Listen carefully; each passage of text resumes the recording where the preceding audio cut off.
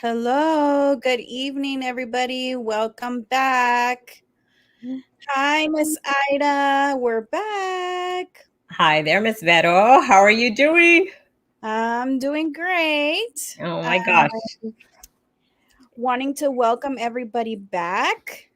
It is nice to finally be back to be able to share information and hear how people are doing. It's been a very, very, very busy time. And we are so grateful to be back. I am actually a teacher.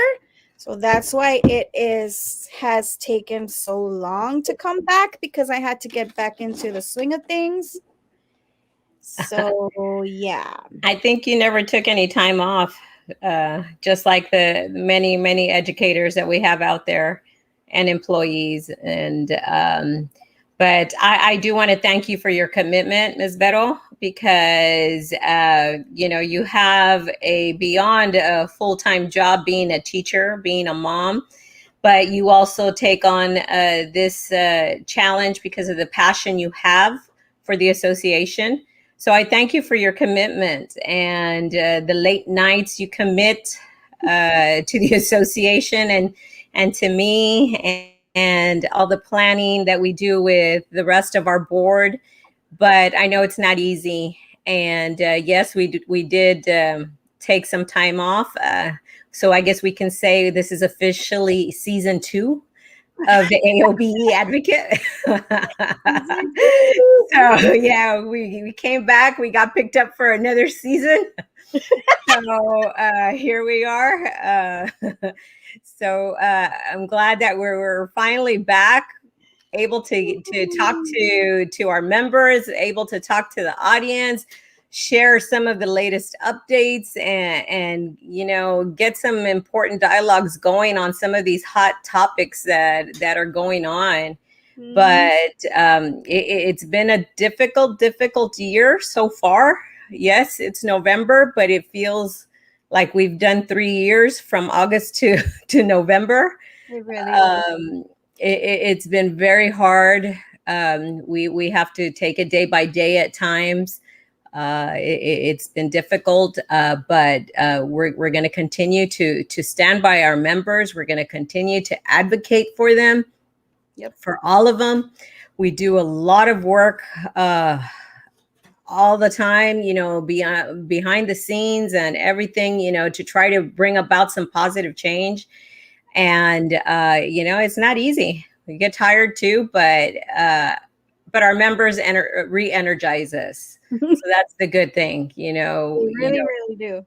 Yeah, the wins that we get, the feedback, some of the feedback and appreciation from our members, it's awesome. So that's what keeps us going, and we're going to continue to make a difference. We're going to continue to push hard.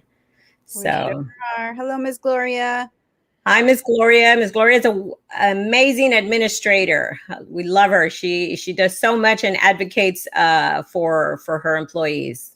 Thank you for all you do, Miss Gloria.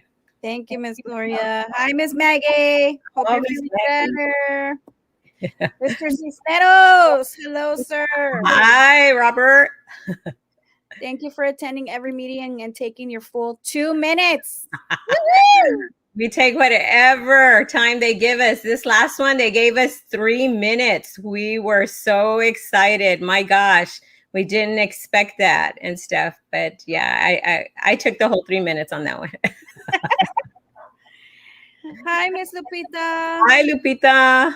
I look at Mary Lou. Hi, Miss Mary Lou. And Miss Snoopy. Good evening, ladies. Snoopy. Thank you for all your hard work. Thank you. Thank you. Miss Ramirez. Hi, Miss Virginia. Welcome back, Hi. everybody. Molly's in the room over there, and she's having a fit because she can't be next to her mom. So I apologize for her. Can you hear her barking? Yes. Yeah. Sí, va a alborotar acá, a mis ojos acá. It's going to be a party. Yeah. Hi, Miss Tanya. Hey, Miss Tanya. All right. Another amazing member and board of director of AOBE. Let's Get it going, Miss Ida. We are going to start our night talking about us being back at the campuses, Oh, starting our yes. visits, Miss Ida.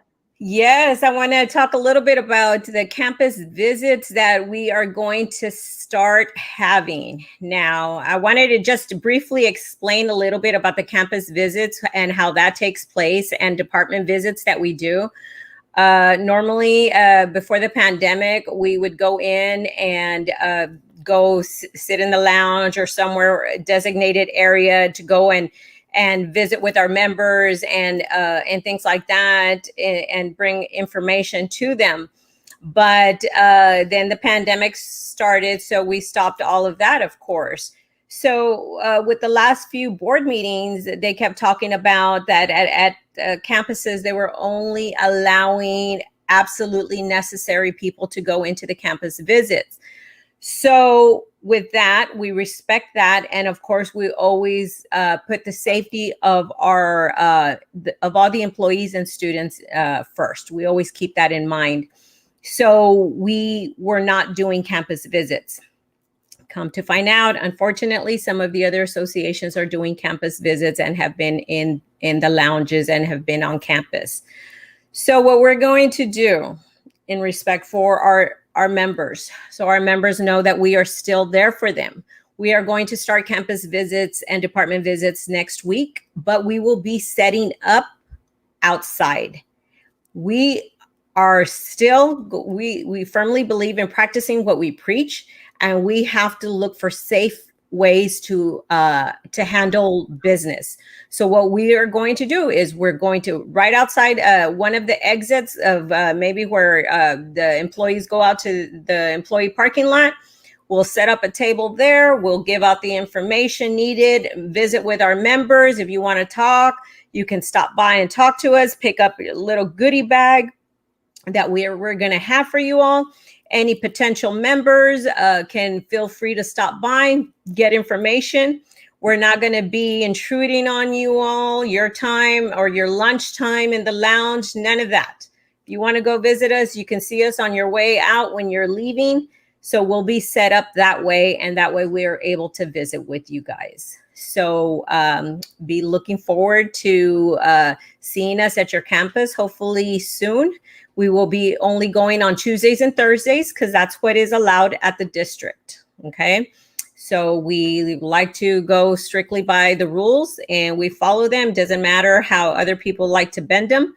We believe that the rules are set for a reason, and we follow that. So that's how we're going to be doing the campus visits. Again, it's because we want to keep your safety in mind, and ours as well, the people who are doing the visits as well. So, we're into the... And we practice what we preach. Absolutely. Absolutely. So, we're seeing, the numbers starting to go down again, but we don't want to put people in unnecessary risk. So we believe you guys are going through enough. God forbid we bring any kind of unnecessary exposure to you. So that's why we will be set up outside. And hopefully if you have any issues or you want to stop by, sometimes you guys just, hey, and this and that, and just want to talk, we will be there. So that's what we will be doing. Yeah. Another thing too, that I've heard from some of our members is that when some of the other associations are in the lounge, they approach them at their table while they're eating, and that makes them feel they're invading their space. Yeah. And makes them feel very uncomfortable, and we don't want to be doing that. So we're gonna we'll stay outside. Y por sin, I mean, my gosh, y'all don't have enough time to eat. Y'all are rushing and this and that, and you want at least 5 minutes to pull yourself together again.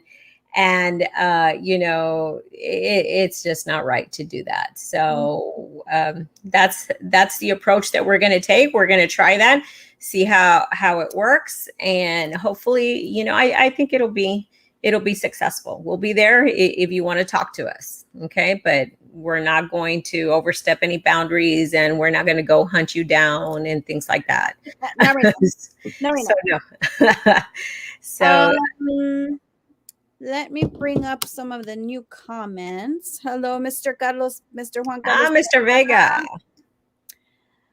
Miss Peppermint Patty. Good Hi. morning.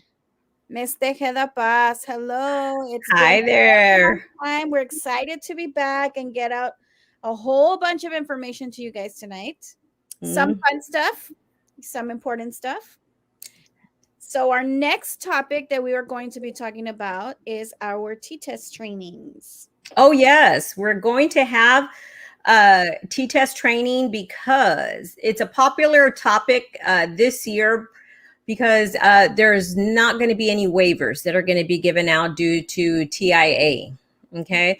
So there had been quite a bit of waivers that had been given out in the past. So, but since they're not going to do that anymore, everybody's going to have to get evaluated. So we got feedback from our membership, and that was one of the trainings that they were asking for. We had one training already, but we're going to do another training or a follow-up training. And if you have any questions regarding your T-test, any comments, or you want to know what you can do or you cannot do, please, by all means, we're going to have this training this Saturday, and it'll be from 9 to 11, I believe. It was right. That's the time, yeah. And it's going to be virtual, so you'll be able to log on. It is posted on our Facebook, and that way you don't have to worry about going anywhere and things like that. You can just log on. You can ask your questions there through the chat, and we'll be able to answer you that way. So hopefully, if you have any questions, any concerns, please, and I'm sorry, I stand corrected, 9:30 to 11:30 this Saturday, okay? And it's posted on our Facebook, okay? But I will text it out as well. If you got the link for today, you'll also be able to get the text message for Saturday's training, okay? So again, that's for a T-test. And if you have any questions regarding your evaluations, what are your rights? What are the do's and don'ts? It's important information that you know regarding that. Oh, thank you, Robert. Cisneros. All right, our next topic, very, very important topic to many of our members, is our workload. Yes, our workload. Oh my gosh. We hear it from everywhere, all departments, all classifications, and of course, mostly the teachers that are in the forefront with the students. I mean, you can tell us a little bit of how challenging it has been for you, Ms. Vero, being back in the classroom, and what you've seen, how the students have come back. What are some of the challenges that you've encountered so far with everybody being back face to face? So some of the challenges that we're facing and being in the classroom is one, trying to get the kids back into the routine of being in the classroom. We're in some cases we still use the devices, but for the most part, we're back to paper, pencil, doing things like that. But the biggest thing is kids have been home for about a year and a half, right? And so they're not used to, now we're having to reteach, classroom management, the kids remembering that they got to stay in one place and follow directions. And it's a very long day. We still have some kids trying to get used to being in school all day because, yes, we were in school all day, but they most of the time were laying in the bed while they were in school or on the sofa and now we're back regular. And then, all the extra that has been put on teachers as far as new programs for lesson plans or new programs for, which is going to be our next topic, the time clock, or new all these new Imagine Math, Imagine Reading, all these programs that, people keep getting emails to make sure you're logging into them. And I mean, it's, we have huge gaps that we have to be closing. And so we're not punching in and out of how many times we're logging the kids into a program when we're trying to teach them. So Absolutely. it's a little bit hard to follow that when you're more worried about making sure that you're getting your lesson across than if you're trying to focus on how many minutes they've been on something a day. Yeah. um that's just some of the stuff. We still have teachers doing the reading academies on top of everything else. And so, we've had a lot of teachers, educators that are really, really stressed out with that still. This is the second group of teachers doing this, the reading academy. So my heart goes out to you. I did it last year. And then trainings and meetings, and it's a lot. People are, and some people do better with the stress and being, having all these things and being able to micromanage, and then some people just don't do so well with it. So Yeah, it's and we do hear what you're saying. We run our association solely on the input that we receive from our members. So that's why when we reach out to you guys, it's important that I know you guys have a lot, but we do so much with the information you provide to us. And we had sent out a survey, and we also did some one-on-one conversations with some members regarding the workload that you all are facing right now. Mhm. And it is through all that information that we were able to provide the information we presented at last month's school board meeting.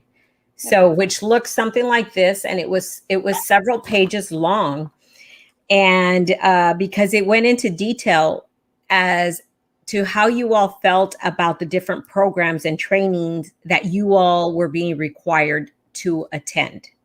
Correct. Were they redundant? Were they actually informative and helpful? All those things. Yeah. Exactly. So those were our exact questions. And first of all, I don't want anybody to think that, oh, we're only paying attention to what the teachers are saying and not other classifications. It's because these are the ones that we were seeing call after call and email after email about. So that's why we saw that there was an urgent need for us to deeply look into this area. So we asked on the different items, and we asked, how did you feel? Is it an effective and useful tool? Is it effective, not effective, and a waste of time? Is it redundant, or is it needed in order to complete your job? Or should it not be your responsibility? So you were to respond and rate it how you felt that those different topics were. So we asked that on quite a bit of things that fall under your responsibility, and it's a lot. It's a lot of different items. And then we also asked how many hours you were working an average per week.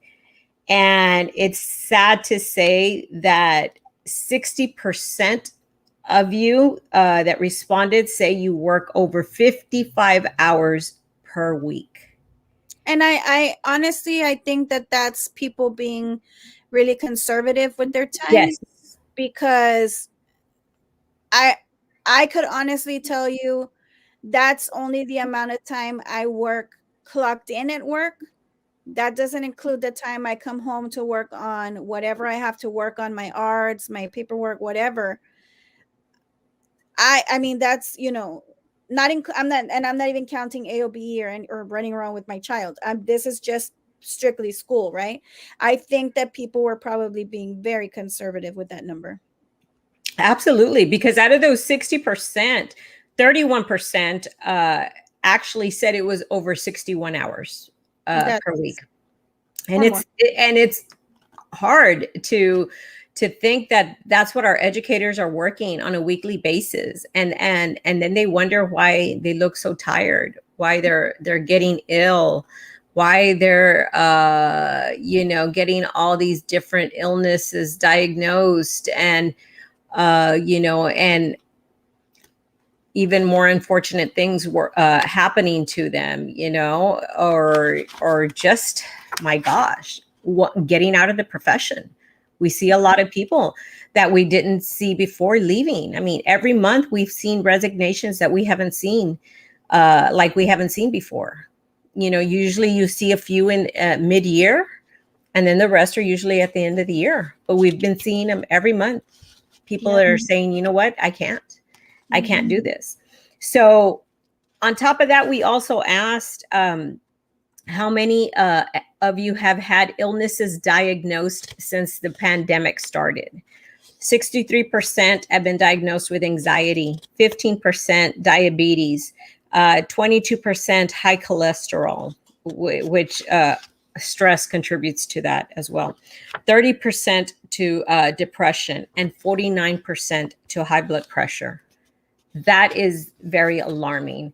So because of all this information, what we did was we presented at the last month's school board meeting at October's, we presented a day in the life of an educator. And the reason we did that was, and we asked our members to submit letters, which we're going to read 2 of them today. But we asked for letters for you all to explain exactly what it is that you go through. A day as an educator. What is it that you all face? Because sometimes some people that might be out of the classroom for so long forget what it's like to be in there. And especially now, since the pandemic, it's a whole different world. You guys are battling things that no one else had ever battled before. So we wanted to paint a clear picture, as difficult as it is during a board meeting and all of their rules and timing and everything. It's crazy. That was when it was reduced down to 2 minutes. We had 2 minutes to hurry up. So what we did is we had several people sign up, and we broke up the stories into sections. And because even at that, in the 2 minutes, we couldn't finish one story. So it would run on like that in order to be able to paint a clear picture. And we only read 3 stories. We got a lot of stories, and oh my gosh, there were amazing stories, and some brought tears to my eyes of hearing what it is that they go through. And but we had to pick, just a few. And with that, we were able to read 3 stories. And from that, we were able to have a meeting with Dr. Trevino the following morning. Early in the morning, I met with Dr. Trevino and with HR. And we discussed the items on this list. And we know clearly that there's some things that cannot be removed. We absolutely know that. But what is required due to the different Senate bills out there and House bills out there, we understand that. But there's some things locally that could be removed. There's some things that can be adjusted. And that's what we were asking them to consider. And the good news is that they have. So today or tomorrow, the email should go out to your principals, hopefully by no later than tomorrow, on some of the things and requirements that they're going to remove. Okay. So again, we're very, very proud of everybody that contributed to make this possible.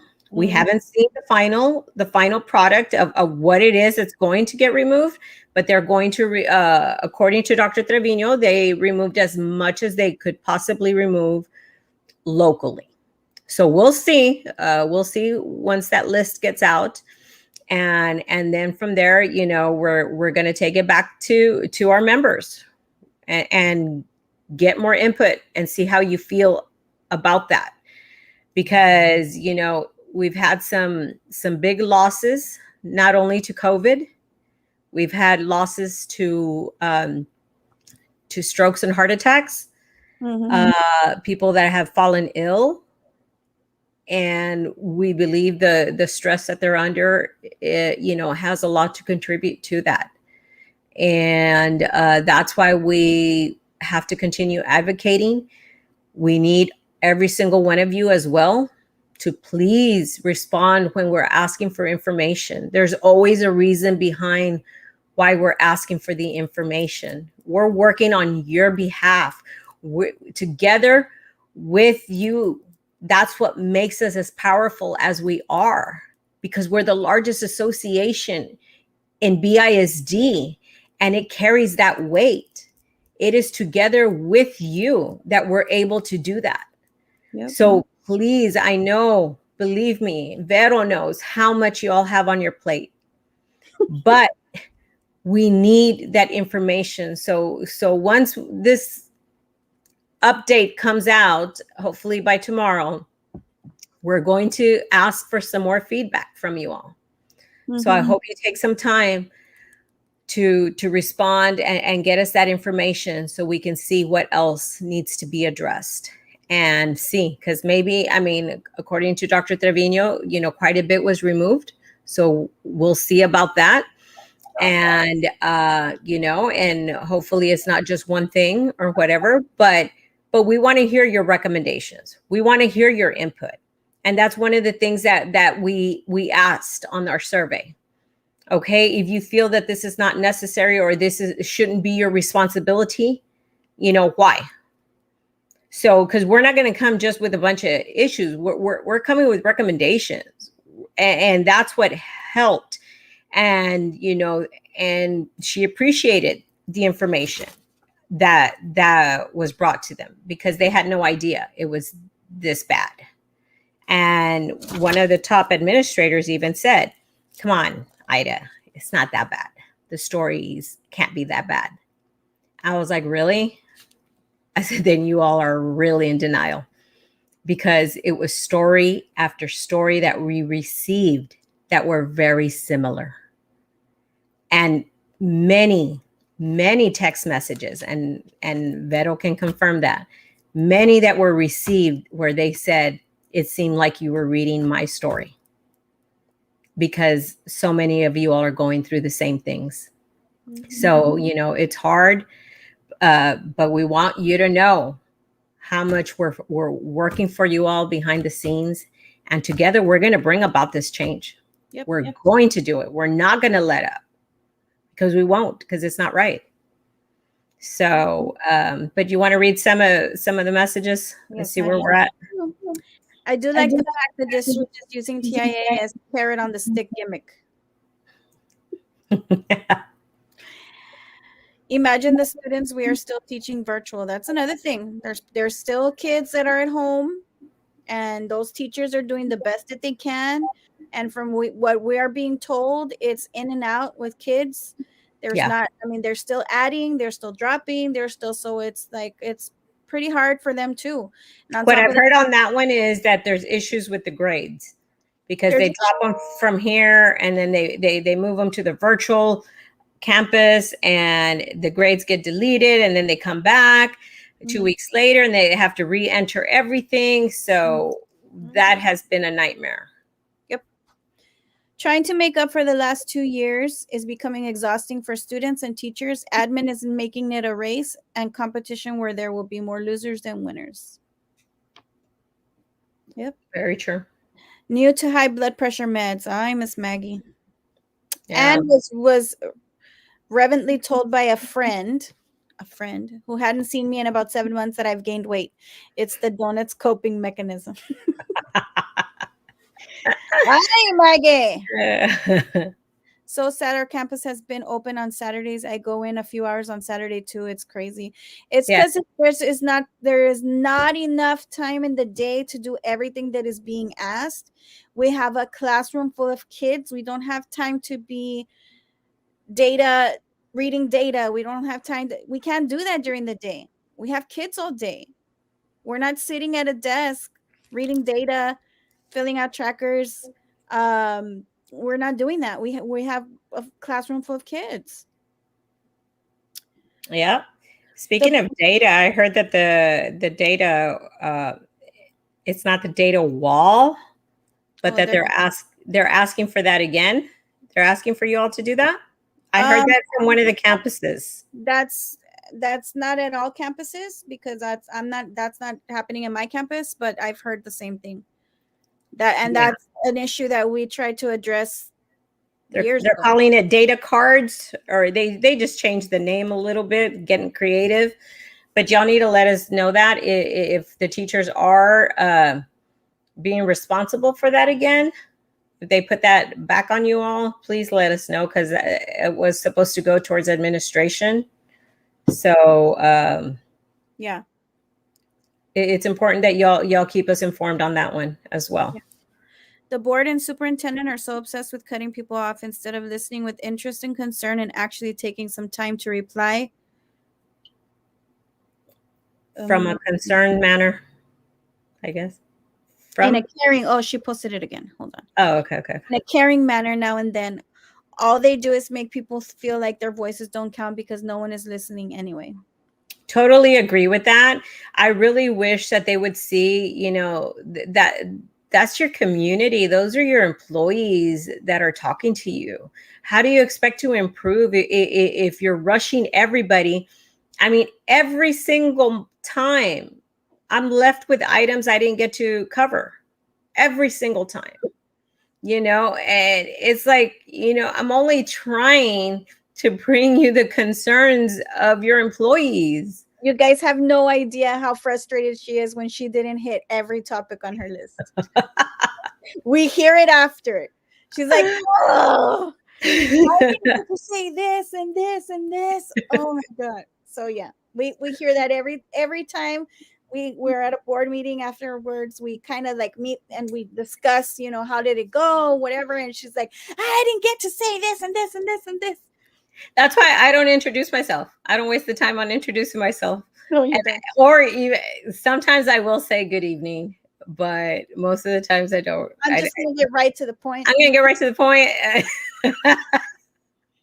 And then you still don't even get to put all your points in there. I know. And then on this last one, I had to throw in about the mask and the vaccines because of those people. But anyway, don't even go there. Don't go there.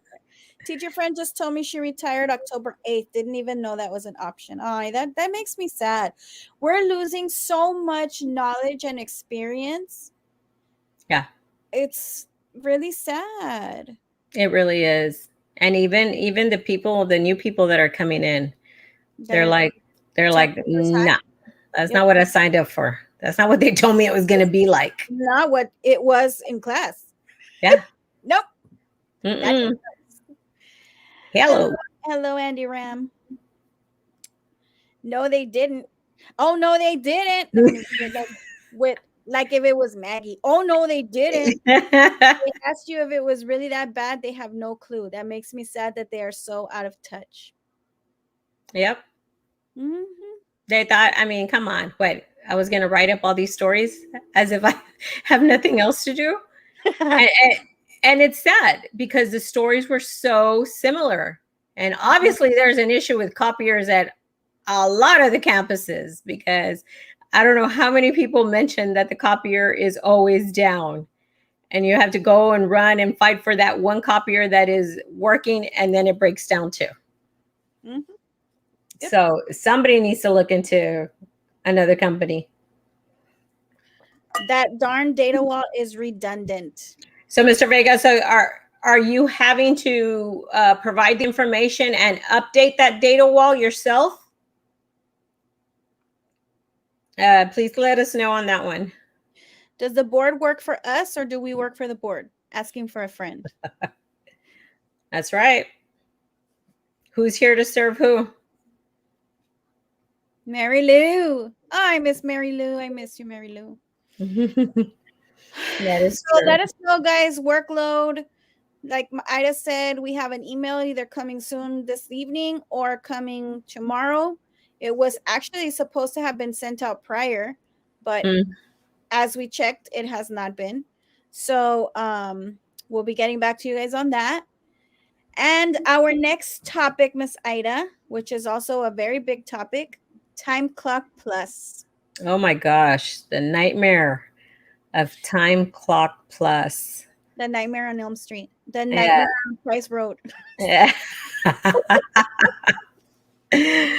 Okay, so we've heard quite a bit on this time clock situation. And as I mentioned at the school board meeting, you can have the best program with the best intention. And if it's not rolled out properly, it becomes worthless. And I believe the way they rolled out this program and the timing on this program just couldn't have been worse. But you see, it all goes to show of how it is that you bring this out. Because, for example, some of the feedback we got from some food service employees was completely different from what we were getting from the campuses. Yep. But because food service actually went out to the campuses and showed the employees hands-on how to enter and use the program. Yep. Which is what was not done at, I believe, the majority of the campuses. Okay, because we got quite a bit of calls and messages from quite a bit of campuses. So, for example, and it was supposed to have been clarified 2 weeks ago, and apparently it still has not been. But we're working on making sure that you all get it in writing. Here are some of the things that have been an issue. One of the biggest issues was when one of the teachers brought it to our attention that when you entered personal illness, it was asking for a description. And if you didn't enter a description, you couldn't go further on entering the absence. So when you get to that section, it has quite a bit of a box for you to enter quite a bit of a description. Okay. So some people were led to believe that if they were out as a personal illness or a sick illness, I think it says sick illness on the thing, you had to describe what it was when you don't. That is a violation of HIPAA, and that is confidential information that you do not have to disclose. So when I brought it to the attention of administration, they said, well, they can just put personal. But where does it say that? If you don't tell some of these employees, oh, you can just put personal, you don't have to disclose what it is, some of these people are going to describe that. And there's no need for that. That's your right to keep that confidential. So that's one of the things that they're supposed to send out and clarify to you all, that you can just put personal when it's an illness. Number two is that, well, what happens if I am at home and I get sick during the night? Am I supposed to go to the school to enter this, my absence? How am I going to do that? I'm sick. Well, they forgot to mention that you have 1 week from the absence to be able to enter that absence into that time clock plus. Food service knew that. Those employees knew they had that timeline. So you see how important it is for communication and proper implementation of a program, or else it becomes useless. Right. So if you have an absence, believe me, it's okay that you have a week to enter that. So it's going to be coming in writing to you all really soon, but you can email your principal or text your principal if you have questions on it. I don't want you all to stress out more than what you already are stressed out with. So that was the second issue. The third issue is that it has a little box where your administrator is supposed to approve the absence, which leads you to believe that your absence needs approval prior to being absent. So with that, that's not the case. Apparently what they're approving there, which is, so it's very misleading. What they're approving is to enter your absence and your code into the system. The code that you're entering, be it personal leave, be it sick leave or whatever, they're approving that to be entered into the system. So that goes on your official, like your time card, your timesheet. Mm-hmm. So, but for somebody who, doesn't understand that, or it hasn't been explained what that box is for, you think, oh my gosh, my administrator has to approve it before I can take this absence. And what if I got sick overnight? Which, hello, we have seen a lot of. So a lot of people were very stressed about that. So we addressed it right away. And just like they say, oh, no, we're going to get that out. We're going to clear that out. That's going to be fixed. And it's going to be fixed where you don't have to enter the description on that. Well, it has not been fixed. No. So please, if you have a sick day that you are taking, you do not have to disclose. To me, that was the most important one. I thought I was very upset with that, because that is confidential information. And you should not feel you are pressured to disclose anything that is personal. Okay. Correct. So just enter personal on that and just move on. Personal or leave, either one. Yeah. Like you don't have to put anything that provides any kind of information. You just have to put a word, and a word of what's already on what you chose. So you can put personal, you can put sick, you could put leave, whatever you want to put. Yeah. Exactly. And you have 1 week to enter the absence. Okay, guys? Yes. And I have a question that's coming through, because we get questions on our cell phones too. We still can't access it from home. No. As of right now, you cannot. Okay. And we still have to put it in sub Smart Find to get the sub. So yes, you still have to. Yes, you have to put it in Time Clock Plus, and then you have to go into Sub Smart Find and put it in again for the sub. So you do have to do both. We did bring that up already to upper administration. Hopefully they can figure something out with that. But you cannot access it from home, although some people are saying they can. You do have to do both. And if, for example, you are going to be out tomorrow and it still hasn't been approved, you've already submitted it. As long as you've done it in both systems, if you are requiring a sub, you're fine. But you don't have to submit time clock plus prior to. No. So if that has not gone through. But if you have and it hasn't been approved. Oh, yeah. That's fine. Don't worry about it. Okay. So do you want to maybe read some of the comments? Yes. Since it's on this topic. Hello. Hi there. Ms. Mary Lou. Thank you, Mary Lou. Thank you, Mary Lou. The data wall is on Excel document, but the time to input the various students' information is time consuming for something that is already available on a different digital format. And this is true. That's what I've heard. Yeah. You can go into like Tango Trends, or you can go into Eduphoria, or you can go to any of the multiple programs they have, click a few buttons and print out the report. Gotcha, Mr. Vega. So, okay.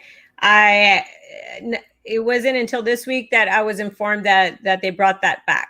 So we will definitely take that to administration and let them know that this is something that was put back on you guys. So you guys have to enter all that data into the Excel document. Okay, got you. Hello, Ms. Gloria Torres. Hello, ladies. Proud of you for standing up for the teachers. I'm retired, but still concerned. Oh, Ms. Gloria, we would love to have some input from you. Miss Maggie, personal illness. I have a rash, you know where? My armpit. Get your mind out of the gutter. Maggie. If teachers are going to be responsible to input substitute sick leave, are we going to be responsible to start printing our own checks as well if we want to get paid? Asking for another friend. Mr. Vega has a lot of friends. I Oh my know. You're so blessed with friends, sir. And they have great questions, all of them. I know. I put an X. There you go. Yeah. Good job. That's on her absence. She means on the description. You just have to put something in the box to move on. But you see, but that's what is upsetting. That you cannot leave it blank.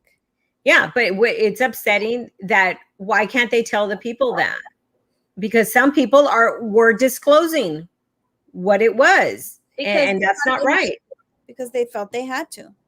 And the training hasn't come to where it needs to be. So a lot of this information is not because it was obtained at a training. It's because Miss Ida's been making a lot of phone calls and asking questions, because we keep getting the questions and then we need to get the answers for you guys. So hopefully a training, I know they sent a video and they sent like PDFs or whatever, but we're hoping that a training will be coming soon. Exactly. All right. Go to the next one. Miss Lupita. Yeah, why don't they just print out the data and plaster it on the wall themselves? I agree. I'm going to check on that. What's the purpose?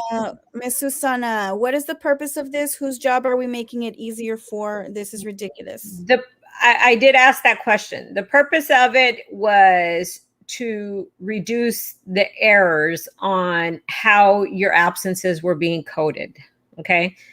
That's the purpose of it. Apparently, once it gets running well and whatever, it takes like maybe 2 minutes to enter the absence. It's just click, click, click, and whatever.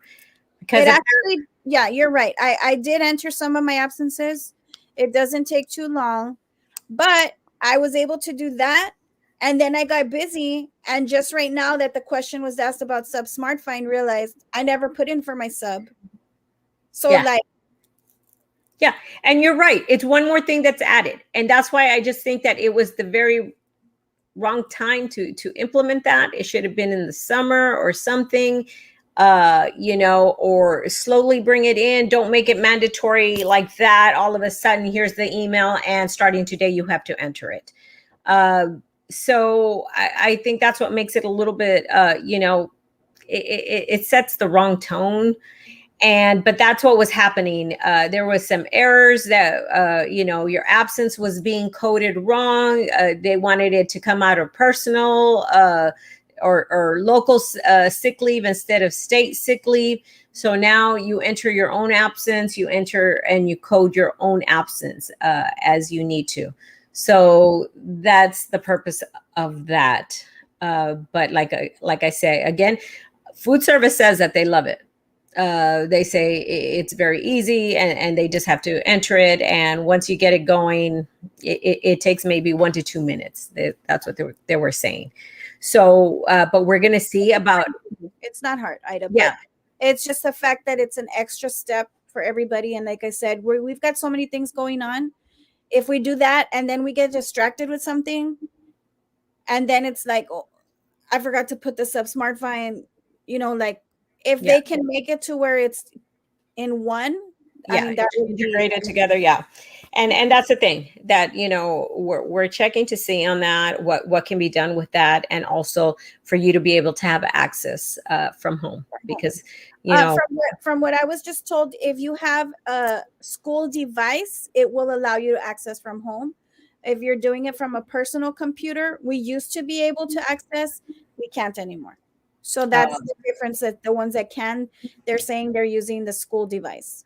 Oh, okay. Those are the ones. Yeah. Maribel Salazar. Hello, Miss Ida. Is there any hope for teachers who got COVID during the school year to get their sick days reimbursed? We've had that conversation a few times with administration regarding COVID leave. It's sad to say, I'm going to be very honest, that Brownsville is one of the few districts in the Valley that did not give COVID leave this year. Okay, that's why we're advocating for it. Some of the other associations think like we're asking for too much. But you know what? We do our research. We check with neighboring districts. We check with other districts this size. And if they're finding a way to provide COVID leave for their employees, we should be able to find a way as well. Mm-hmm. So as of right now, they're not giving that, but we are still pushing for that. We're trying to lobby some of the board members, to get them to understand the importance of this. A lot of the positive cases, are going to be coming from the campus. But you know what? We got to do something. So if they do get to understand the importance of it and give COVID leave, that is something that we would push for, that it'd be retroactive for the entire school year. So, but as of right now, they are still not agreeing, but we're still pushing for COVID leave. We're pushing for the vaccine stipend as well, and for a bigger retention stipend, because we believe that the ESSER 3 funds, more should have been allocated to take care of our employees.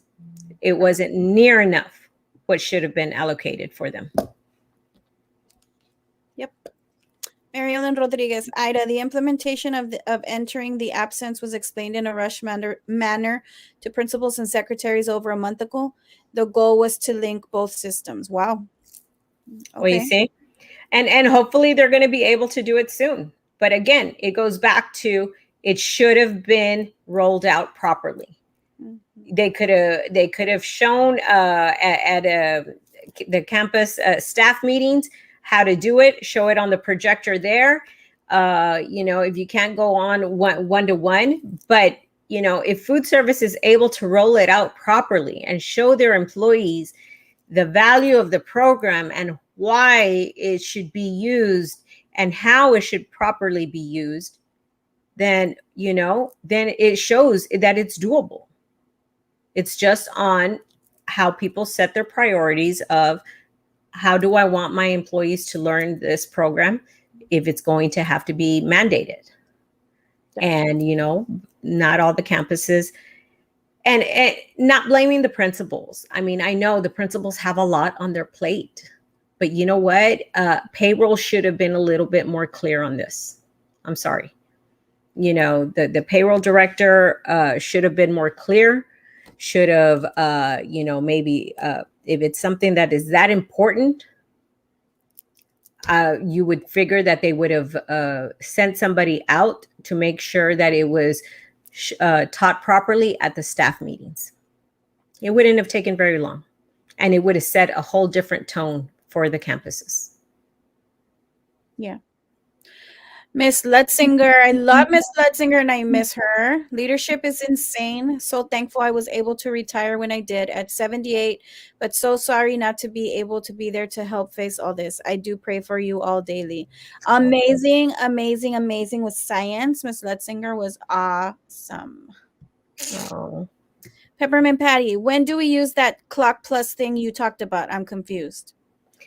That they use it at school. To enter their absence, but that's the thing, that they have to enter it while they're at school, unless you're using a school device at home. So it's something that so they could code their absence properly, but it wasn't properly explained to them. So it looks like it's just another thing thrown on the very long list of things to do. And it's very last minute and very rushed. As was mentioned before, it was presented in a rushed manner to principals and secretaries. So if not even they were fully trained, how are they to roll out the information to us in an effective manner? I mean, they probably still had a whole bunch of questions too. So yeah. So Time Card Plus, we don't have to train our spouse or eldest child or EMS employee to fill it out in the middle of the night when you are feeling horribly sick. No, you do not, Maggie. No, you do not. You have a week to do it from when you return to work. Miss Letzinger, sounds a lot like the summer school data that was always a mess because of no. Yeah. Miss Mary Lou, can we do it from home? Because I'm hearing from one of my, so that Miss Mary Lou, if you have a school device, what we are hearing, but we're not saying this is fact because we have to fact check this first. What we are hearing is that if you have a school device at home, you can still log in. If you are doing it from your personal computer, you are unable to log in. Again, we have not fact checked that. I will bring a school device next time and try it from home to fact check. Mm-hmm. Good question, Maribel Salazar. Any hope of COVID days being given? There's hope. Maggie's asking for a friend. She's asking for a friend, but yeah, no, there is hope. It takes all of us in order to always bring about change. So, some of the conversations we've had with some of the board members, I was surprised when we had the conversation. They're like, you know what, we haven't discussed this since we last discussed it with you all. It's like, how can that be? But so you all can feel free to contact the school board members as well and let them know the importance of these things. The COVID leave, they can check the neighboring districts. We gave them a list of the school districts that have it. Yeah, we did. It's important that we get it as well. Mm-hmm. How can our neighbors have it and not us? Come on. Violet Nebula, that absence report is giving us more work, double work to be absent. It's easier to just go to work. Also, substitutes need to be prepared to teach in case the teacher is absent due to an emergency. They quickly go to complain. I'm going to make a comment about this, kind of. So we need to also, Ida, discuss with administration when a sub picks up a job, it does not tell them that it is a virtual teacher. Oh. If it's a virtual teacher. So they'll show up at the campus, realize it's a virtual teacher and not a classroom teacher. And a lot of times they won't even stay for the job because they don't know how to use the computer and stuff like that. So if there is a way that we can make it possible, that talk to administration for them to make it possible for it to specifically say that it is a virtual teacher so that subs are aware of the jobs that they're picking up. Okay, got it. So y'all are seeing a lot of subs that do actually turn it down once they get to the campus? Yeah, like you'll see a substitute walk in and be like, it didn't say anywhere that it was a virtual teacher. And it's like, sorry, you're just asking me what classroom you're supposed to go to. And then they find out and then they'll go to the office and they say whatever and then they don't stay for the job. So, yeah. Okay. But because of course they have to know technology well to be able to do it. Yeah. And that's not often that's not the case. So okay, gotcha. But yes, substitutes should be ready. In the event that it's an emergency, sometimes teachers don't have time to leave something, be able to come up with something on the fly, be prepared, or have a folder already that has like different activities you can do with kids. That'd be great. Miss G or Mr. G Martinez, not only the data wall, but we also have to have a student folder with the same data. It's redundant and pointless to our time. That should be used for teaching. So you have to print out and create folders for all the students to keep that same data that's on the wall, that is on the program, those programs as well. You have to create folders for each student. Is that correct, Mr. Martinez? Or is it Miss? Sorry. Miss G, yeah. Maribel Salazar, thank you so much for continuing to push for COVID days. I lost all my 10 days. I'm a mom of 3 and really need days for family emergencies. That's really sad. Very sad. I know, Maribel, but we need your help as well. We need y'all to reach out to these board members as well. They need to see the importance of it, that it's not just us making that up, saying that, oh, yes, we want this, we want this. They need to hear the individual stories. I mean, I say some of the stories, but, it's not going to carry as much weight, even though it does carry a lot of weight, but it's not going to carry as much weight. them hearing it directly from you. Yeah, because so like what Ida's saying is it carries weight, but what would carry more weight is if it was not always me and Ida. If they would hear it from other people, they would know that it's not just me and Ida. Or Yeah, Ida. correct. So yeah. That is correct. Miss Carrion, if we have questions and we need to be absent, who should we direct our questions to? Ooh, that's a good one, Miss Ida. Like questions like what? What do you mean? Like for this program, who do they call for the time clock? Oh, for the program, for the time card, it would be directly to payroll.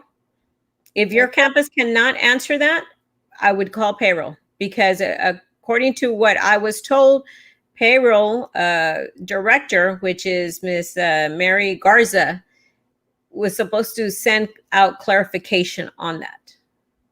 Okay.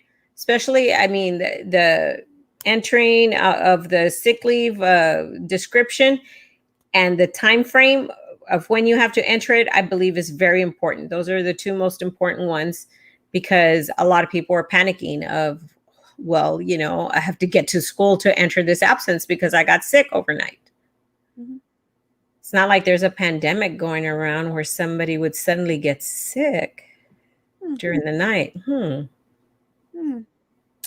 Gloria Garcia, no, Veronica, I have school device and does not work unless you have remote access. Okay. Oh. I was able to log in, but cannot see anything and I cannot request my absences. Okay. So when I do it on my computer, what I see is a blank screen. Okay.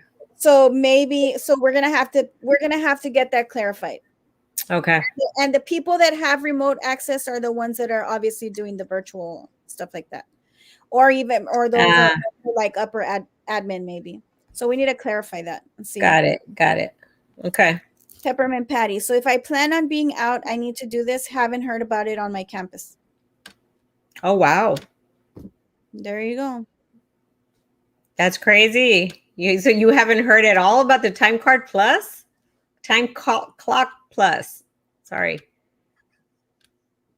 Oh, I thought that I did because I don't need a sub. It does, girly. It applies to everyone. See, but and then for this, we need to clarify, does she also still need to go into sub smart find and put in there if she doesn't need a sub? So there's individuals like Miss Maggie or like dyslexia or whatever other positions do not get substitutes. They have to go into both systems because the second one is only for the sub. Okay, got it. So we need to clarify that as well. See, this is good. Yes. Questions. Good questions. Mary Lou, thank you guys for the information. Thank you guys for the questions because this is how we're going to be able to definitely find out more about this program. My wife wants to know if we don't input the hours when we teachers are absent, will we be docked those hours? But why don't they pay us for working late or getting there early at campus? Absolutely. Right? Yep.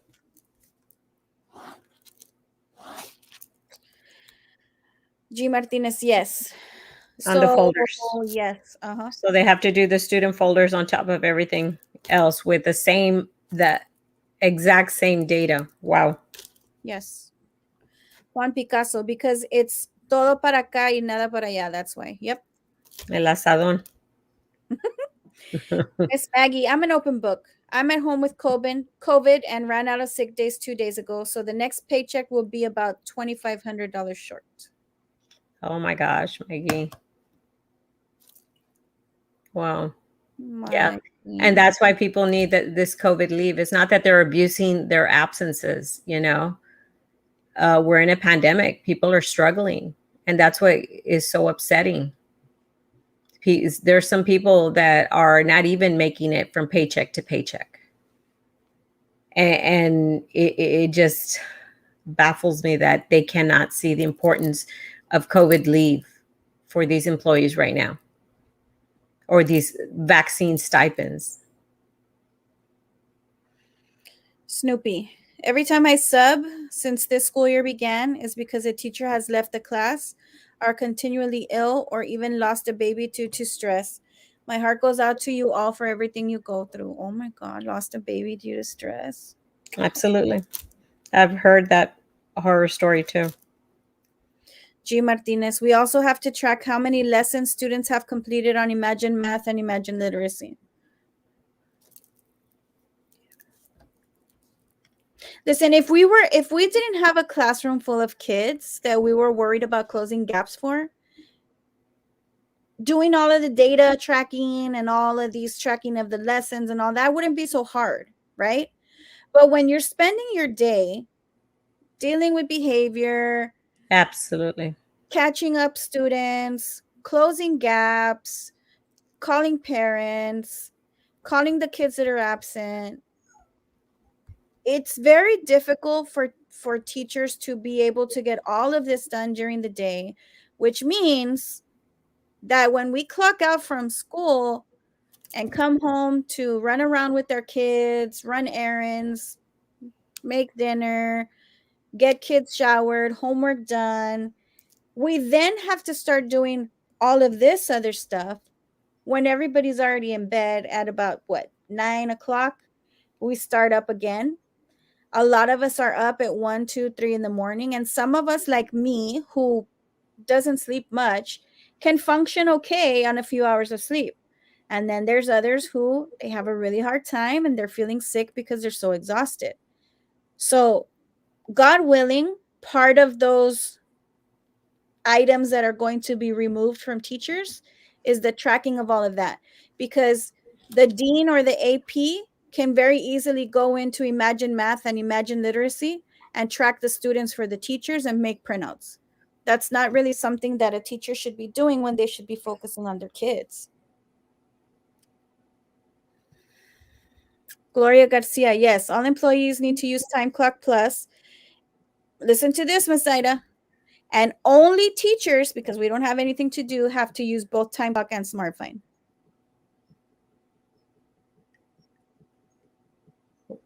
Okay. Wow. That's Only teachers. because we require a sub. Yeah. But you see, so then where would Maggie fall? Maggie shouldn't have to be doing still doing the other one. So I hope that So who's they told her? But who's told her? exactly. All right. Ms. Carrion, how can we get information on how to contact our board members? Great question, Miss Tanya. Oh, you know what? It's on our website. It should be on there. But if not, we'll make sure that it is on there because it was on there. If you go to myaobe.com, we have the contact information for the board members. And our web page and our email and our office number is on the banner that is scrolling across the bottom. Miss Maggie, so having a short check means I can't buy. She can't buy bougie donuts. So your friend won't be able to say. I'm gonna have to try to find Miss Maggie a cheesecake donut because we had a conversation about cheesecake earlier. Maribel Salazar, why does the school district need to be convinced about COVID leave? We have been in a pandemic for 2 years almost. Yep. That's what I say too. I mean, come on. And I'd understand if none of the other districts were giving out COVID leave to their employees, but they are doing it. The other districts here in the Valley are doing it. The majority of them have it. How can Brownsville ISD, the size of this district, and the amount of funding that we got for ESSER, and we can't give that to our employees? We can't take care of the people that are doing actually all the work for us? Come on. It's not acceptable.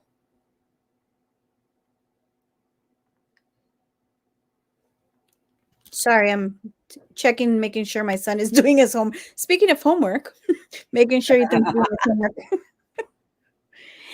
Mr. Picasso, any more teachers falling, fainting, blacking out? About a month and a half ago, it was at least one teacher per week. I was one of them. I, Mr. Picasso. So sorry to hear that. Yeah, it it was really sad during that time that it was every week we heard, we lost a few members, due to that. And it was just very difficult. It was very difficult. A lot of people that were getting ill and passing out, and strokes and heart attacks, and some are still recovering. So, our thoughts and prayers are with them and their family during this difficult time. So we hope that you take time for yourself, Yeah. because you know what? And I know, and I need to practice on that of what I'm preaching, but we are not going to be good to anybody if we don't take care of ourselves somewhere along the way. So we got to know when we have to draw that line, or else you're not going to be good to anyone. So it's hard, and I'm sorry to hear that, Mr. Picasso, and I hope that that you're doing better. Please reach out to us if there's anything we can do to help you. Isn't the board member info on the BISD website too? Yes, I believe it is, but I don't know if their phone numbers are there. Are their phone numbers there, Ida? I think it's just emails. Some of their phone numbers are there. I'm not sure if all of them are there. But we'll get all that information on our website for sure. It's sad when teachers feel the need to wake up at 2:30 to fill out art paperwork, but she wasn't able to because her 4-year-old woke up. I saw it on the internet, so it must be true. Actually, it is true because it was a friend who set the alarm for 2:30. Yes, we do that often. Last night I was working on art paperwork because I had arts today, and literally fell asleep on my bed, laptop open, had not saved what I had typed, so it doesn't save. Ended up having to do it all over again. So yes, it happens. We try to work when we can. Oh my goodness. That was because you were on the phone with me till about midnight. Yes, this is true.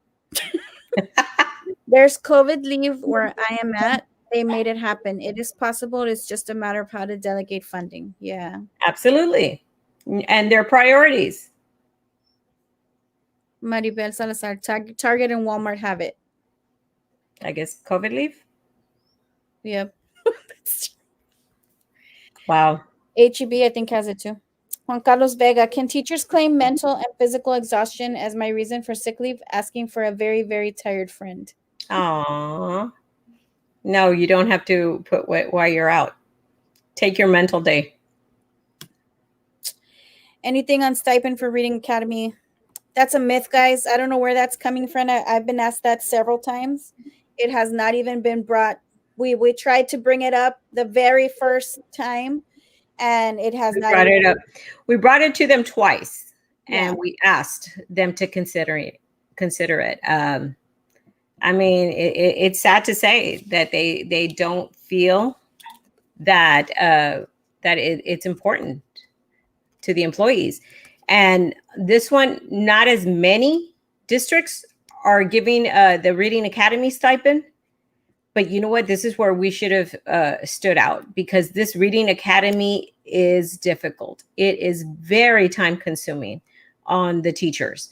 So it's sad to say, though, that this administration doesn't take it to the board for consideration. Yeah. Snoopy, what the board needs to consider is paying higher wages to the classified employees, such as janitors and cafeteria. Absolutely. Feel like classified get overlooked a lot, unfortunately. Absolutely. Reading Academy, no stipend approved. Mr. Picasso, hope you are doing better, amigo. Thank you, Miss Peppermint Patty. Miss Maggie, I thought Maribel meant Target and Walmart have bougie. She was. Te voy a llevar unos bougie donuts, vas a ver, Maggie. That's antojada. Maribel también. Mr. Picasso, that waste of personal time, Reading Academy. Yeah. Absolutely. All right. Let's go on to our next topic now that we've caught up with all of our comments. Okay, what's the next topic? Respect at the workplace. Oh my goodness, respect at the workplace. Híjole.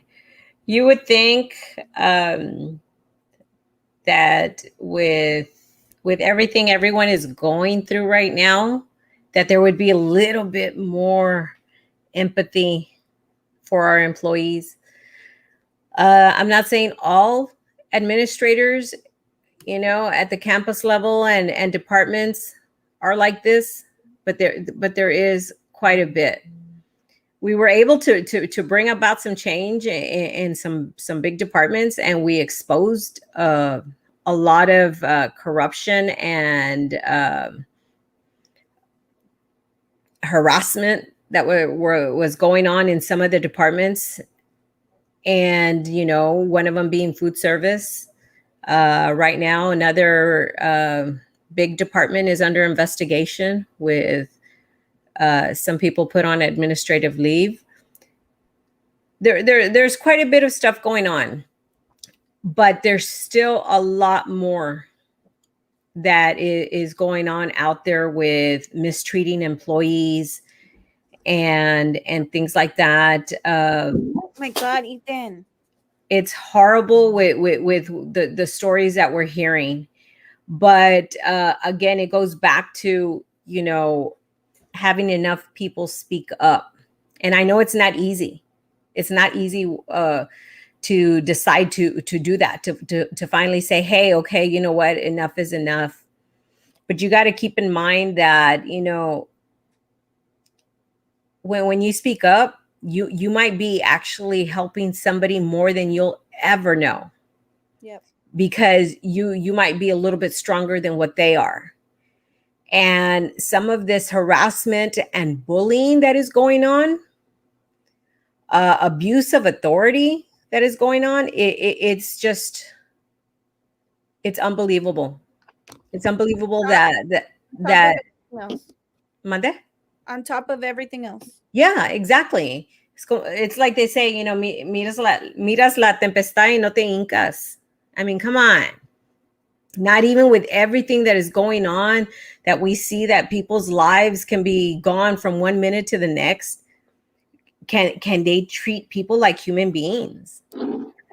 So we ask you that, please, if you do see this, please reach out to us. Let us know. And we're going to be sending out a survey to certain campuses and a department. We're going to specifically send out to those that, we have some stuff that is going on and it has been reported, but we just need a little bit more information.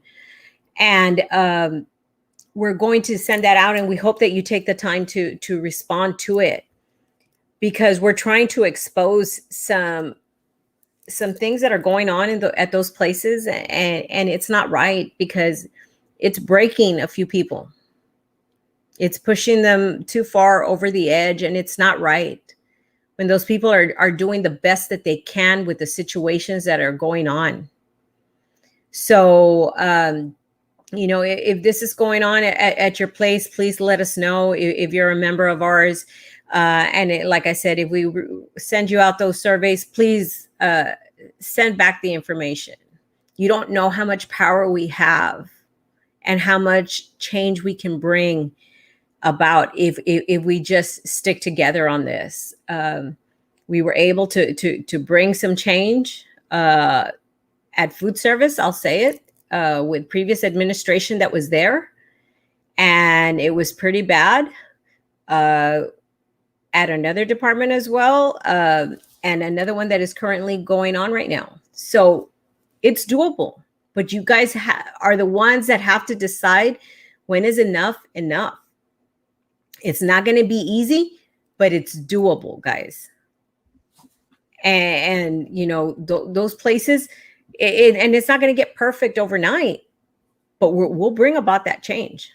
You shouldn't have to feel sick to your stomach knowing that you have to go back to work and face a difficult time, knowing that you have to face that harassment, that bullying.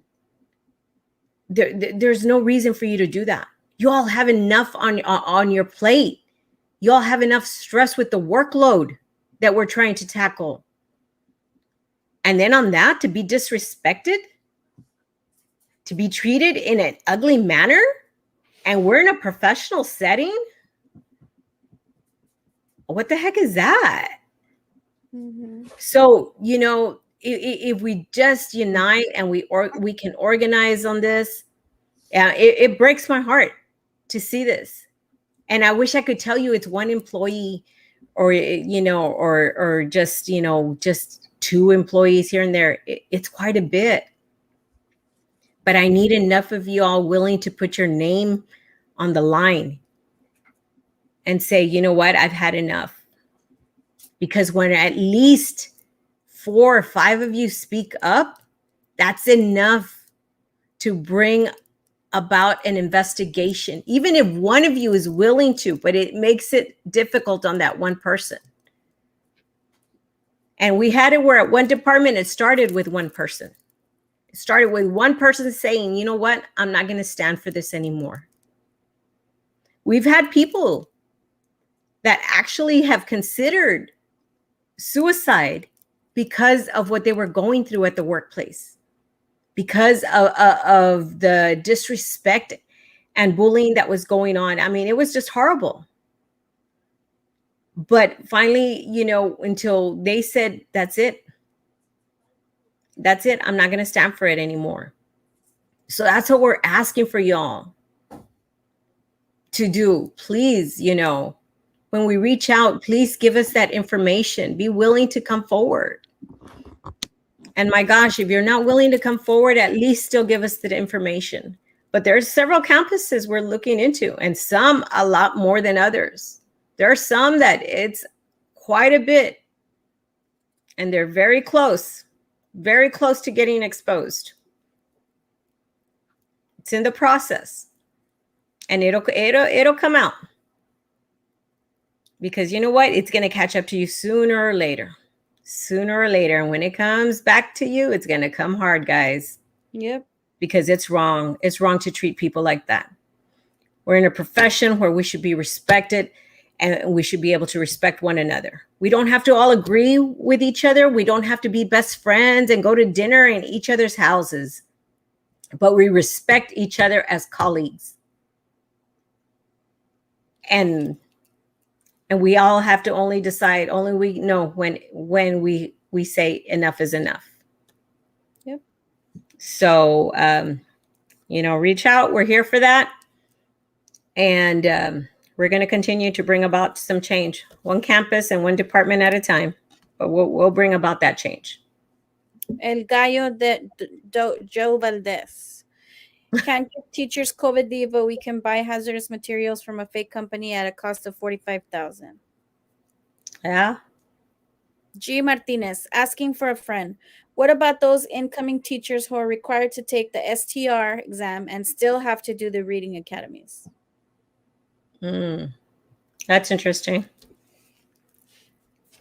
Every time you see Ida looking down, she's writing notes. Because those are the questions she's going to be posing to upper admin. You need it still there? Got it? No, I got it. Go ahead. All right. Miss Lupita, and it's just foolish to mistreat your employees when there's a shortage. Exactly. We cannot find enough subs because we're not paying them enough, which is another thing that we've proposed, is for them to increase the sub pay, because they're going to Vanguard where they're going to get paid $175 and have smaller classroom ratios. So, why would they want to come over here with all the discipline problems? Not that over there it's perfect, but my gosh, they're going to be getting paid more, and smaller classroom ratios, and have a less hostile environment. I mean, come on. It's common sense where to go.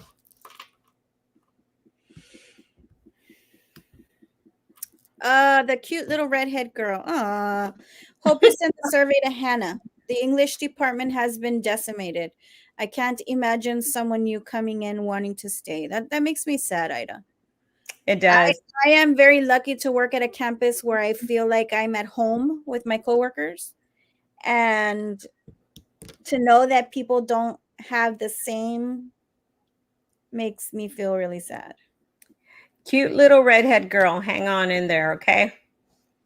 There's going to be some surveys going on. Mhm.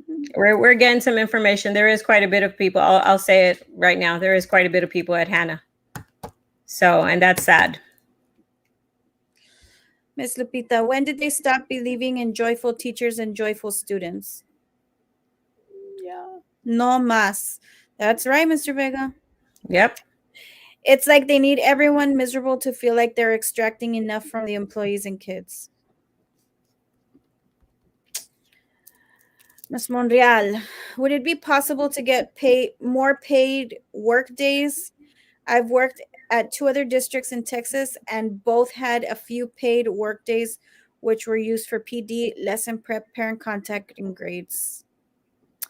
I'm having a hard time doing all the trainings and retaining info. By the way, I had never heard of Saturday trainings. Never. It's taking a toll on my health, both mental and physical, and my relationships. Yeah. The Saturday trainings are getting to be very common here. Yeah. It's almost every Saturday and stuff. The paid work days, that's a good that's an interesting way to look at that, and that's something that we can propose. I know that they were looking at for next year in the calendar, maybe something for the work days. If you've already accumulated enough hours, that maybe you could take a work day that way, take a work day off. But how are you going to do that when you have such a big workload? So that would be something to consider. Mm-hmm. All right. Miss Gloria Torres, increased sub pay. We've also brought that up. We asked them. We asked them to do that. So we did talk to administration, and we talked to some board members on that as well. Check your inbox. Is that through Messenger, Picasso, or through email? Asking for a friend. Increase SPED paraprofessionals pay. We actually have been in discussions with that as well. Pay raises for classified. That's a nonstop discussion, though, guys. Diana Vasquez, I'm supposed to go into teaching, just need to take the exams, but it's just so discouraging with everything going on. I don't want to teach anymore.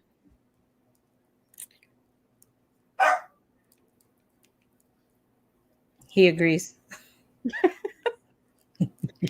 He concurs. It's Ms. Vasquez, aside from the redundancy and all of that, the kids make it so worth it. I mean, the kids are worth it. Mr. Picasso here on Facebook. I'll check right now. Mr. Vega, I wouldn't mind working on Saturdays if they would pay us cash on hand at the end of training. Just saying. That'd be nice. That'd be nice. Let me check the inbox real quick. You're such a good multitasker. I know. I try to open the inbox. I'd probably close down the whole program. I'm doing it on my phone. Oh. Because I'd probably do the same thing. Gee, let me see. What? No. Mr. Picasso, to whose? To Ida's, to AOBE, or to mine? I don't see it on AOBE, and I don't see it on mine. Ida, can you check yours on your phone? I'm checking. She's checking.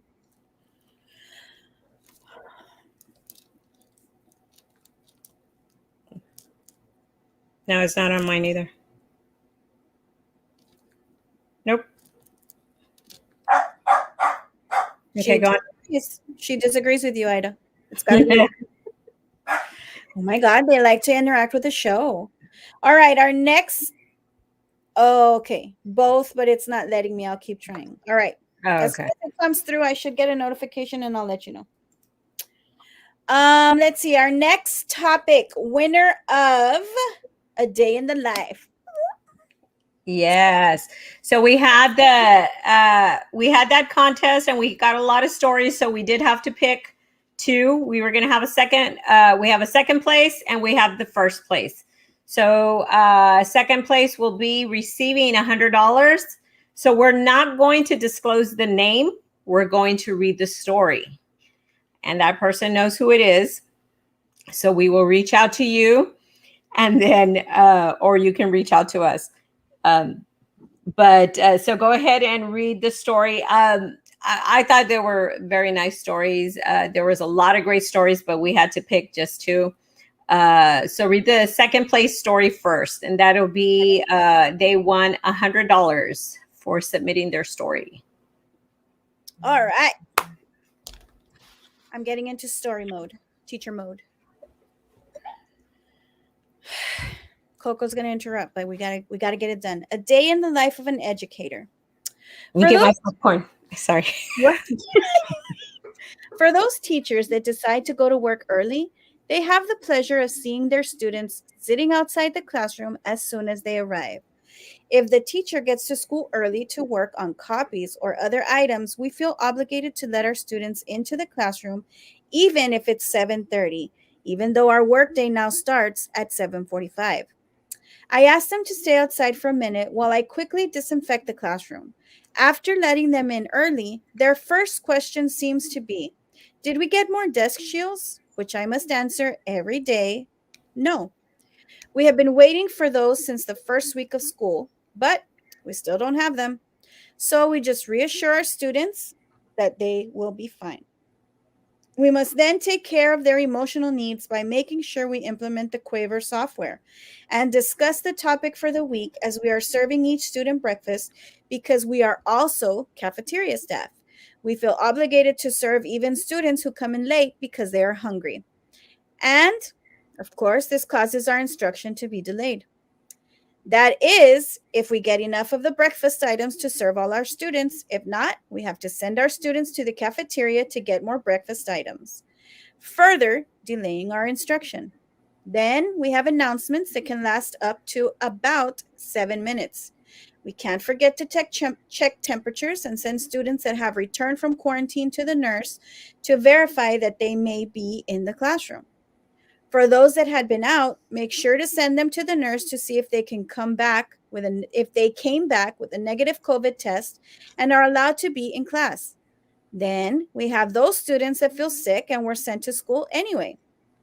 We have to send those students to the nurse so they can determine whether they are to stay or go. Don't forget to set the alarm to send out any students that have to go to other classes such as resource or dyslexia. Then make sure to log in the time you will be working with your students on the accelerated program. After dealing with all cafeteria, nursing, emotional issues, we are very late in starting the teaching. We try to do our best with the limited time we have.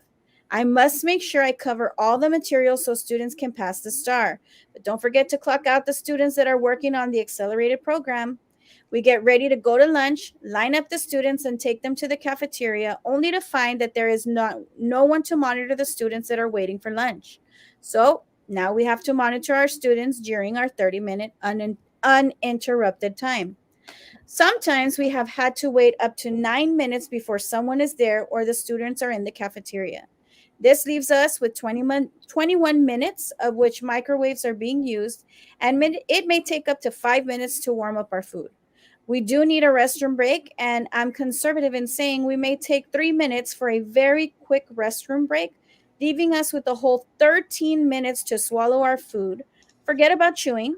That is a luxury we cannot afford. But once again, our students are waiting outside our classroom 5 minutes before our 30-minute uninterrupted lunch is over. And again, we let them in a few minutes before our lunch is over because we feel obligated to do so, because we hear all the commotion outside of our classrooms and we are trying to prevent an accident or something bad happening. So in reality, we may have a full 10 minutes of uninterrupted lunch. As we come back from lunch, we get ready for rotation, in which we must stay for some of them and don't have rotation at all. We take students out to PE. One day out of the week, we have grade level meetings. Twice a 6 weeks, we have special program meetings during our planning. On those days, we are able to have planning that we are able to have planning, we quickly go to the copier to make our necessary copies for the week, only to find that the copiers are not working or are out of toner. We have been out of toner for approximately 2 weeks. So when we go home, we must use our computers, paper, toner, and time to print out what we need.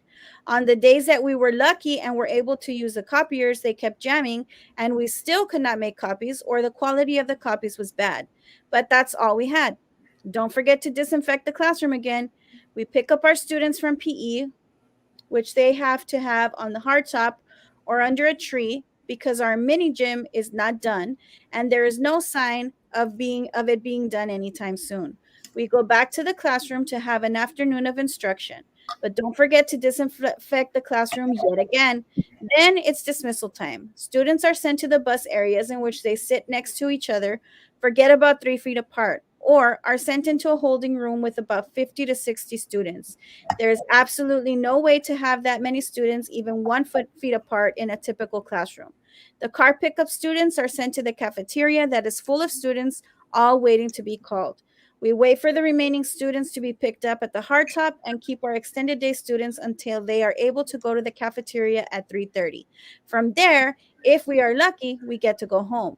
But more often than not, we have some kind of software training or another type of training. On those lucky days when we go home early, we need to work on planning our lessons and trying to figure out forethought to place those lessons there. If not, we are running copies on our home printers or we are educating ourselves as legislator let us know by federal law that we don't know how to teach reading, even though some of us have been doing it for over 20 years and therefore have to do our wonderful reading academies that take 3 to 4 times the amount of time they claim that it is going to take us. After sometimes contacting parents of students that are having educational, emotional, or social issues, we get to go to sleep and wake up to do it all over again the following days. But fret not, the weekend is coming. Then we are lucky enough to keep working on Reading Academy, all sorts of trainings from software to curriculum, lesson planning, forethoughts, and RTIs. That's crazy. But that is our second place winner of the stories that were submitted of the day in the life of an educator. So that just goes to show one of the many, many things that they go through on a daily basis. That's just a typical day. That wasn't just, oh, the busiest day. No, that's a typical day. Mm-hmm. That's heartbreaking. But congratulations to that person that submitted the story. And we will be reaching out to you, or you can reach out to us, which either way. And you were the second place winner for $100. And now you will read the first place story, which wins $200. Can you hear the drum roll? Yes, I can hear the drums. We have such good sound effects. And I still don't have my beautiful microphone. Oh, yeah. For the second season. For season 2. Maybe by season 3, you'll get it. Oh my God. If we're picked up for season 3. Right. All right. Story number 1. Everybody ready? Like they can hear me, right? I mean, like they can answer me. All right. You're such a teacher. Tonight's not over. Finishing up lesson plans, finalizing minutes. Shh, Coco! Oh my God. That's the teacher. That's the teacher. Finalizing minutes from my SBDM meeting, trying to complete modules on reading academies, modifying assignments for my special ed little ones. The night's not over, but tomorrow has already begun.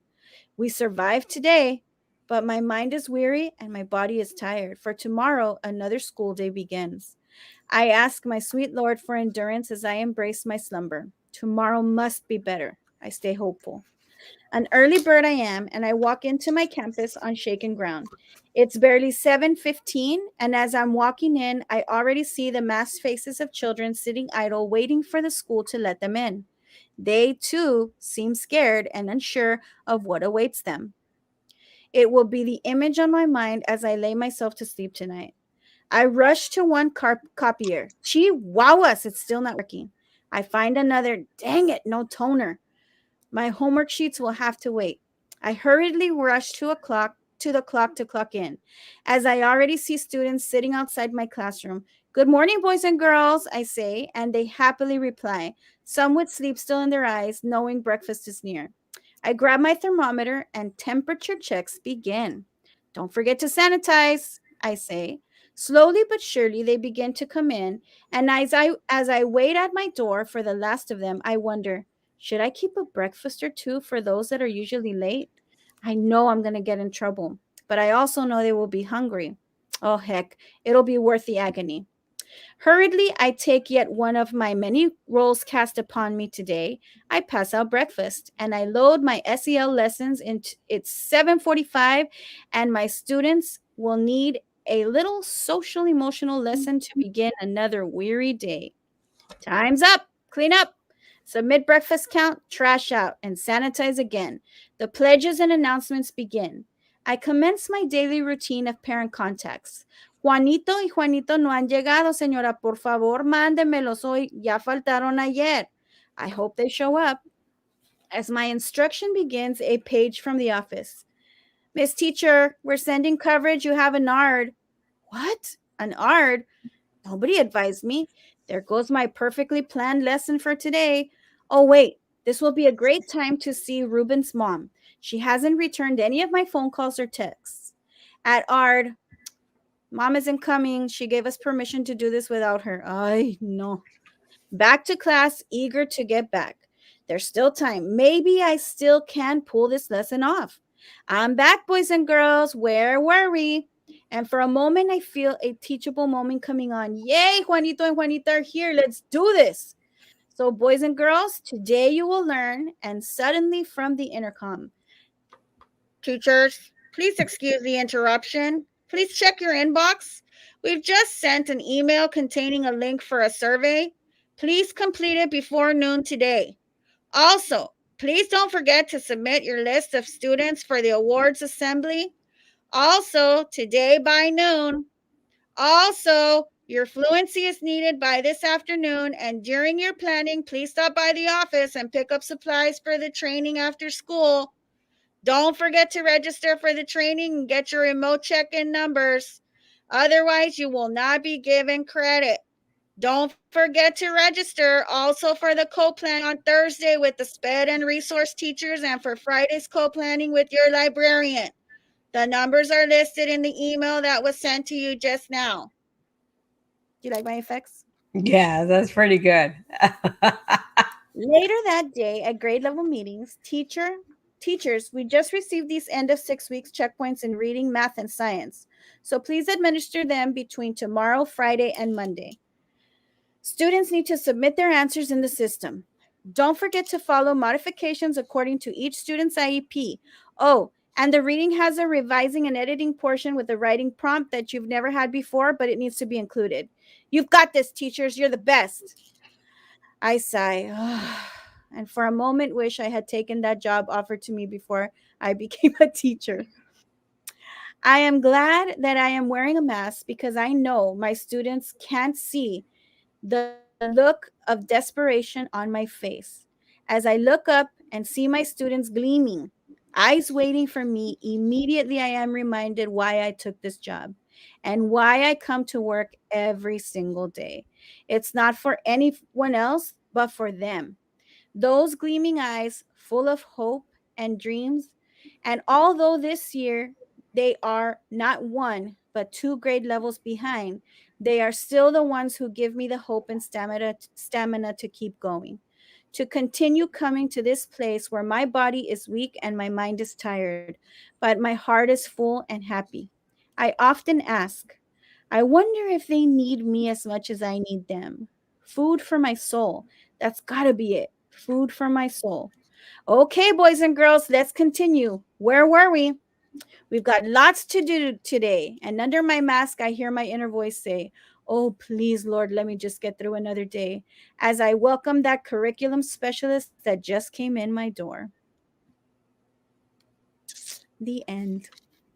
Sad, sad, but it's so So true. I'm sure many of you that are listening can relate exactly to that.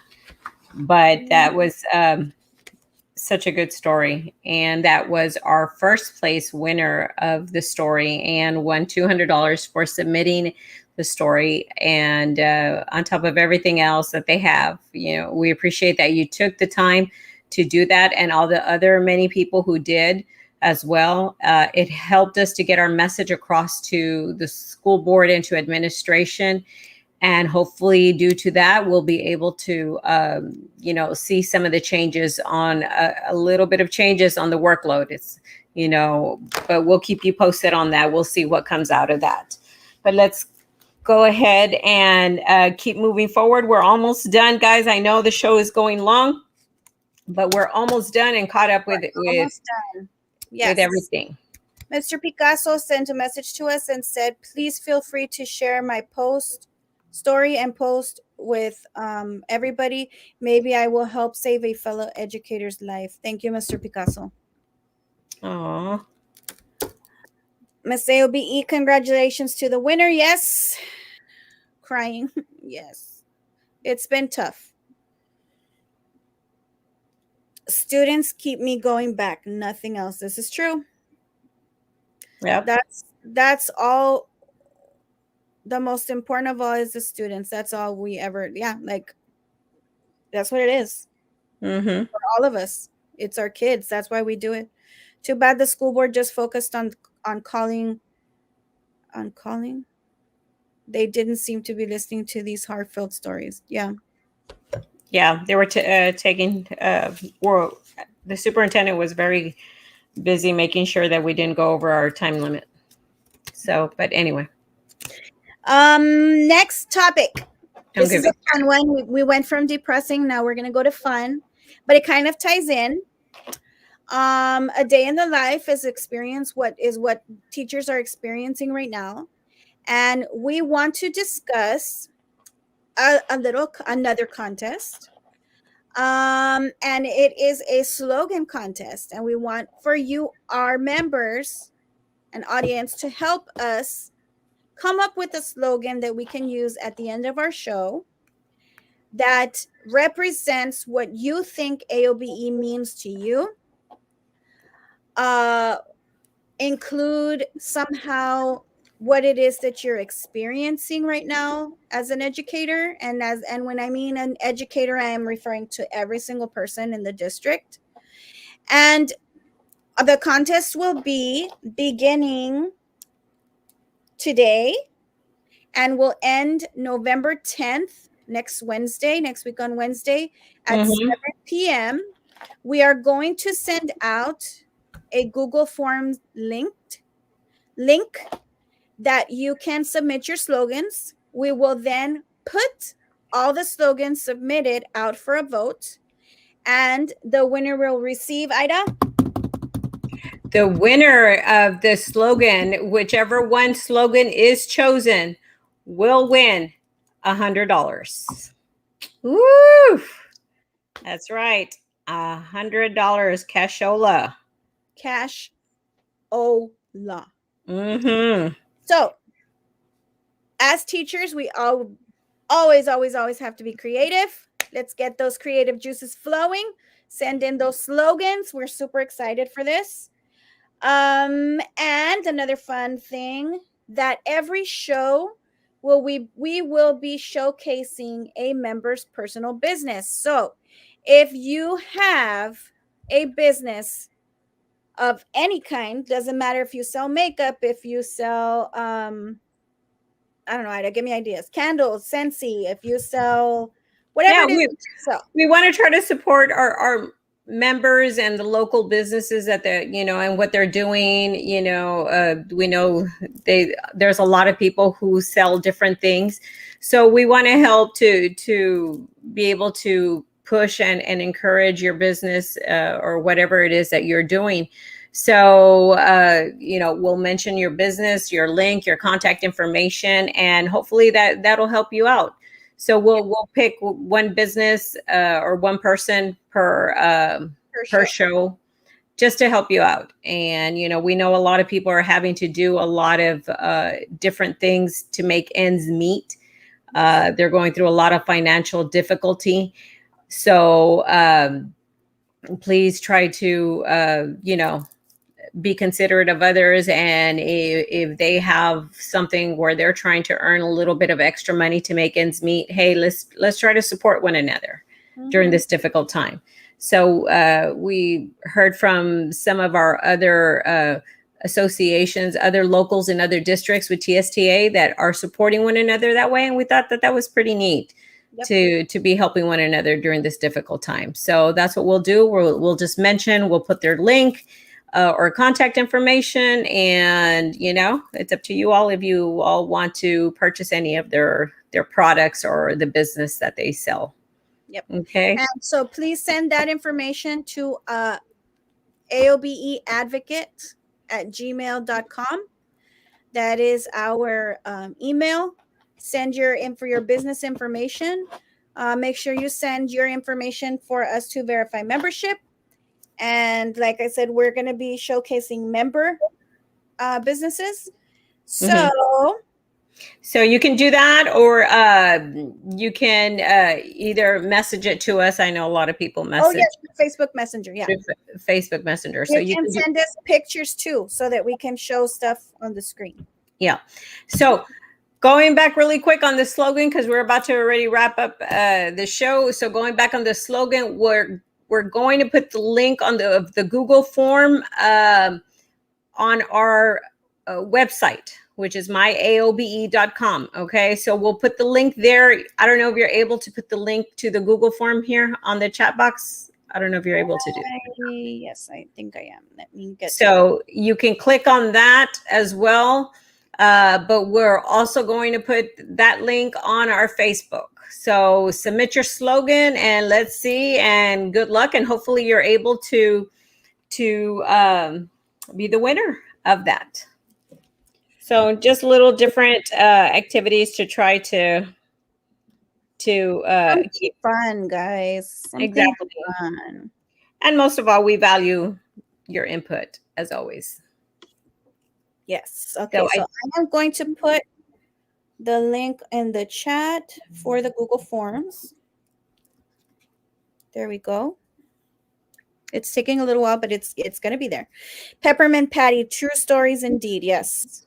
Those are a day in the life for sure. Hear me out. How much did BISD spend on their last two slogans? Does the winner of the slogan get awarded the same amount? Calm down. Maggie. Calm down, Maggie. So Maggie. Lupita, AOBE means having a voice and being understood. AOBE means hope. Oh, that's nice. I like that. Thank you, Lupita. Submit that one. Yes. Maggie, how about for tonight? I gave out all my personal business. Chihuahuas. You did not submit photos or a business card. Disqualified. All right, Miss Ida, that is the end of our list. Yay! We made it. Woo, woo. Yes, finally. Season 2 is officially on. We have launched it. We have been officially picked up by ABC. I'm so happy to say. So I think we forgot to mention, though, oh my gosh, we're not going to be on every Thursday. We are going to be on just the first and third Thursday of the month. Okay, guys. Ms. Vero has a lot going on with work and stuff. She's one of those overwhelmed teachers that we hear about. So to try to work with her schedule as well, we're going to do. Mom. Yes. Oh, yes. And she's a mom, and a very good mom at that. So, but every first and third Thursday of the month, we will be here at 7 p.m. All right. So forgot to mention that minor little detail. Please like our YouTube, what is it? Page, whatever. Yeah, our YouTube. And you can click on the little, the thing that looks like a bell, and it'll send you alerts when we are going to be on with our famous second season. Miss Tanya is going to get Maggie some donuts, but Miss Tanya, they have to be bougie donuts. They cannot Yes, be regular she's donuts. picky. Very She's high maintenance is on Maggie. beautiful. Mr. Hernandez, Thank you, sir. for all your continued dedication. Thank you for all you do for our community, Mr. Hernandez. Thank you. Have a lovely evening. This is where the slogan would be going, guys, right here. That's right. This would be the slogan is going to be our closing. So think about that when you're submitting. It's going to go right there. Have a wonderful evening, and we look forward to seeing you in 2 weeks. 2 weeks. Yes. Bye. Bye.